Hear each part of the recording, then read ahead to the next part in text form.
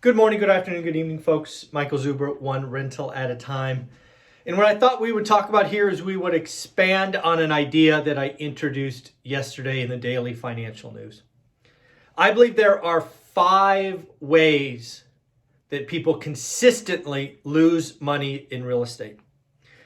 I believe these 5 things were very apparent, very problematic, and frankly executed over and over again in what is called the Great Recession, the 2008 to 2010, maybe 2011 real estate crash. These things occurred in big numbers in my market. My market of Fresno, California went down 75%, peak to trough. I bring this up because I experienced it up close and personal. We were in the mix before the crash. We were in the mix as it was building and getting frothy.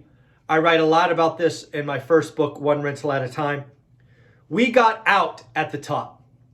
We successfully realized we could not do another deal and instead chose to take our chips off the table and 1031 into apartment buildings. It was a genius move.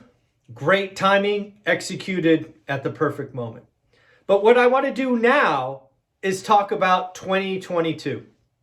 There are so many people talking about a real estate crash. They're talking about foreclosures. So I thought we should go through the 5 ways that people lose money and see if we are set up to have a foreclosure crisis, a crash in real estate. There are 5 ways. We will give examples of the 5 ways, but really quick, what are they? Betting on appreciation, debt structure, excuse me, not appreciating time is money, over leverage, and change. And again, we will go through each of these with 2008 examples, and then what, if anything, I am seeing in 2022. Please do me a favor, folks. If you like content like this, you like the whiteboards, I have a playlist called Whiteboards. Leave a comment, thumbs up. Let me know that you're out there and you appreciate me taking the time. So, 2008, appreciation. 2008 was an interesting time in real estate. It was building for years, right? I would tell you that the nuttiness started in 2005, got worse in 06, got worse in 7, and eventually blew up. What was happening in 2008 is literally everyone was talking about real estate. Family gatherings, meetups, and most importantly, people were betting on appreciation. I remember dozens of conversations with folks that were saying, hey, I just signed a contract on this house and I'm selling the contract. Maybe this was for a condo or townhouse or something that wasn't yet built. There were people flipping dirt lots 3 or 4 times before the house was built. We had people buying in other states on purpose for negative cash flow. I write about one example in my book, One Rental at a Time. A friend of mine who proudly declared, I can support $1,000 a month in negative cash flow. Folks, everybody seemed to be betting on appreciation. Some of them in short order, some of them with a plan to have negative cash flow. Thankfully, in 2022, none of that is happening. Yes, I am aware that there are some people that are overpaying for housing. But let's talk about this. You spend 10, 15, 20, $100,000 over asking, and you move in, right? It is your home, not some piece of paper you're flipping to the next person. Yes, I understand that housing is very tight, and sometimes people are frustrated and they overpay. But I do not believe these people that are buying today, at least in any great numbers that are similar to here. You know what? Let's actually change this from a check to a score of 1 to 10. That would be easier, I think.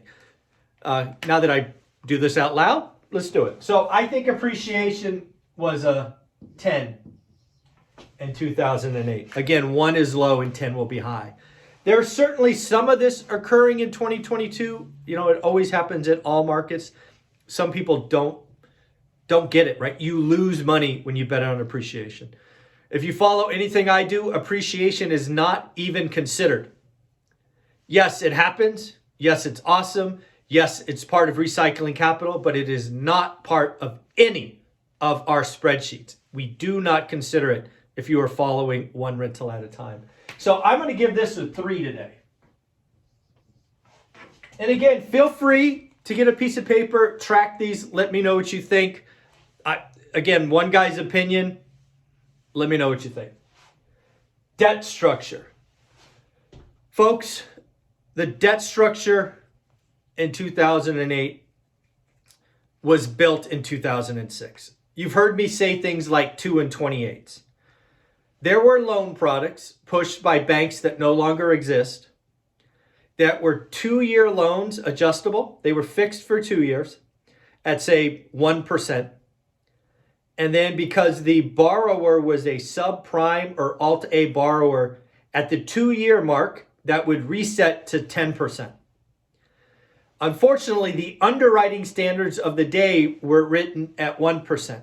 And let me just tell you, if you don't already know, a lot more people could afford a house at 1% that can't at 10%. So the loans written in 06 were meant to blow up in 08. The theory of the day was we were going to have appreciation. And don't worry, you will refi out. Everybody else is. That was a story of betting on appreciation with horrible debt structure. Anytime you have short-term debt, adjustable rate mortgage, you are gambling. You are betting on the situation will be better or at least not worse in the future. And when you have 50% of loans originated in 06 be adjustable rate mortgages, you are destined to have problems in 08, 09, and 2010. The debt structure in 06 guaranteed 08, 09, and 10. Adjustable rate mortgages on a scale of 1 to 10 were like 100. The debt structure was atrocious. There was no other outcome except a crash. Just was. Now, the debt structure in 2022, kind of a different story. Residential loans. 98% of loans originated last year or before, fixed, 30 years. 70% of loans originated in the last 2 years, purchase or refi, sub 3% or sub 3.5%. 86% of all loans in existence are below 4.5%. Residential, fixed. Rock solid foundation, true underwriting, true skin in the game. We do have a problem, in commercial, multifamily. It is a model that's built on 5, 7, and 10 adjustable rate mortgage, 25-year AMs. We have brought poison to this area, 1-year bridge debt, IO or interest only. There are problems, but when we talk housing crash, it is not in residential. And that's what this is about. But I am very clear. And in fact, on Thursday, we talked with one of our experts, Jonathan Twomley. Pain is coming to multifamily, commercial, because of the financing. But residential, debt structure, this is a 1. 98% of the loans fixed, true down payments, just a totally different ball game. Below 4%, it's just rock solid today. Time, right? You don't appreciate that holding cost, right? Maybe you have been spoiled with an environment where housing sells very quickly.